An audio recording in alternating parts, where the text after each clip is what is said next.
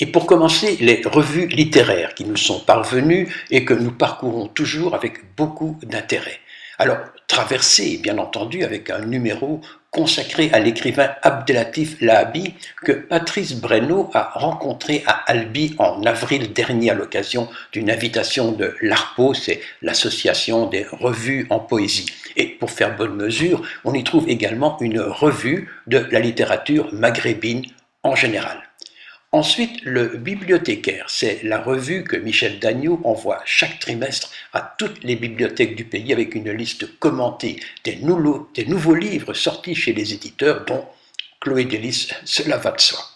Et enfin, le dernier, reflet de Wallonie-Bruxelles, le trimestriel de l'Association royale des écrivains et artistes de Wallonie, dont nous parlons régulièrement dans cette émission, avec malheureusement l'évocation de quelques auteurs décédés récemment, une interview de Luc Moès et différents textes pour évoquer la Grande Guerre, celle de 14-18, toujours en commémoration au centenaire de cette période bien triste. Et pour terminer, le carnet et les instants de la Fédération Wallonie-Bruxelles. Bon, c'est le ministère, la culture subsidiée, et ça ne parle toujours pas des écrivains et éditeurs qui ne vont pas à la gamelle. Enfin, ceci dit, on y trouve des pages intéressantes sur la poésie et la nouvelle science-fiction, ainsi qu'un relevé utile des nouvelles parutions, sauf les nôtres, bien entendu.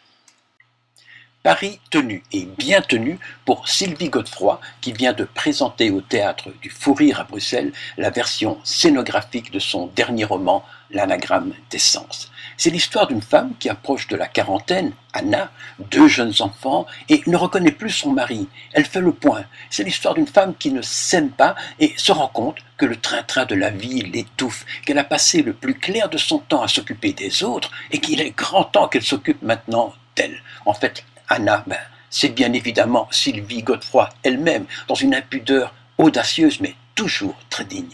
Une mise en scène éblouissante de Cathy Thomas avec des acteurs d'une justesse criante, surtout celles et ceux qui occupent la partie cinéma de la pièce. Alors, l'Anagramme des Sens, au Fou Rire.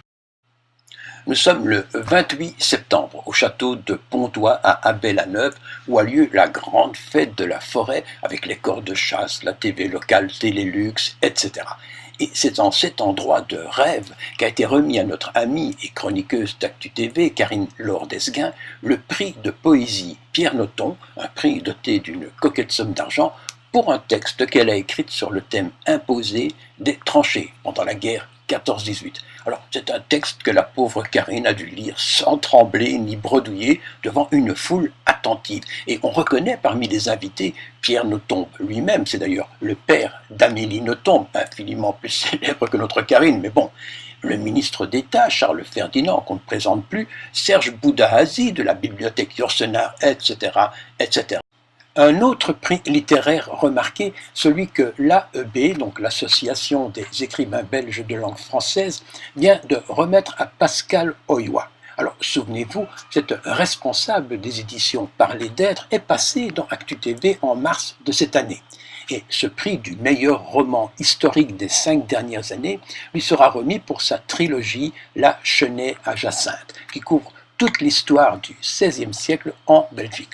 Cette bruxelloise est non seulement écrivaine, mais récitante, animatrice d'ateliers d'écriture, scénothérapeute, et à noter qu'elle a également adapté pour le théâtre une partie donc, de ce roman sous la forme d'une pièce en un acte intitulée Tale Eulenspiegel, ou pour les Français, Till l'espiègle. Connaissez-vous la médiathèque de Bar-le-Duc, c'est dans la région de Verdun? Eh bien, vous devriez, car elle est située dans un château magnifique de style Renaissance Louis XIII, le château de Marbeaumont, et c'est là que se sont réunis fin septembre les auteurs de Plume, dont Nadine Groenec, une de nos amies, est une des figures de proue. Plume, c'est un joli nom pour un groupe d'écrivains, mais cela signifie en même temps Passion littéraire de l'Union Meusane des écrivains et illustrateurs, un groupe qui se réunit un samedi par mois pour discuter littérature dans le nord de la France. Faudra qu'on leur rende visite un jour ou l'autre. Notre ami Salvatore Gucciardo, peintre bien sûr, mais également poète et philosophe, que nous avons déjà reçu dans l'émission, vient d'obtenir une nouvelle distinction qui vaut la peine d'être remarquée. Il s'agit de l'England Award, un prix décerné par le Conseil des Cornouailles en collaboration avec l'Association internationale Arte 74, ou 74 pour les Français.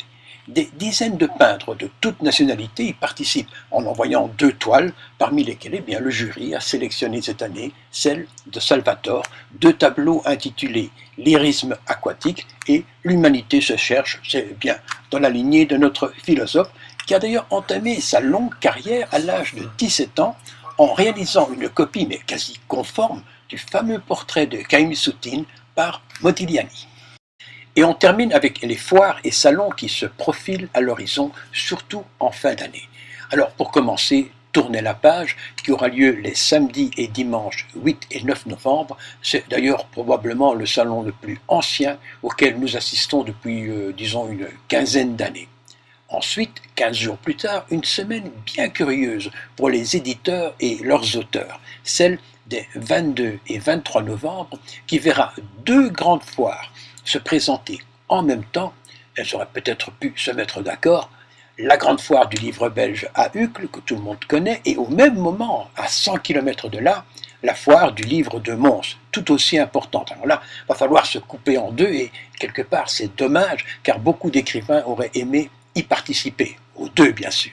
Enfin, 8 jours plus tard, là nous sommes à la fin du mois, un autre salon, plus petit, mais qui monte, ce sera pour le 30 novembre, celui organisé depuis 3 ans à la bibliothèque Yourcenar de Marché-nos-Ponts, donc c'est Charleroi, par Serge Boudahazi et Karine-Laure Desguin. Alors, à vos agendas.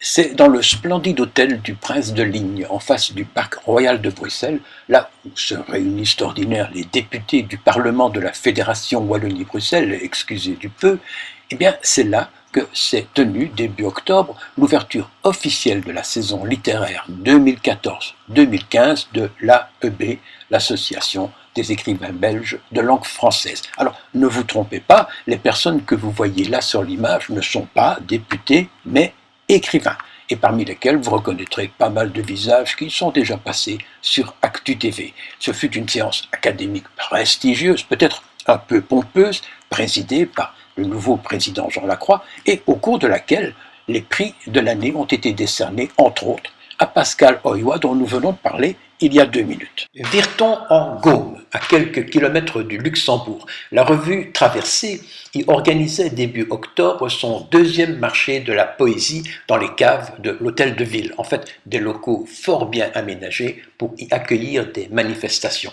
Alors, quelques éditeurs spécialisés étaient sur place, comme Le Coudrier, les Carnets du Clair de Lune, le service livre de la province du Luxembourg, Chloé Delis, etc. Et tout le monde semble bien d'accord. S'il n'est plus compliqué de publier des ouvrages de poésie notamment, il devient par contre de plus en plus difficile de leur trouver un public.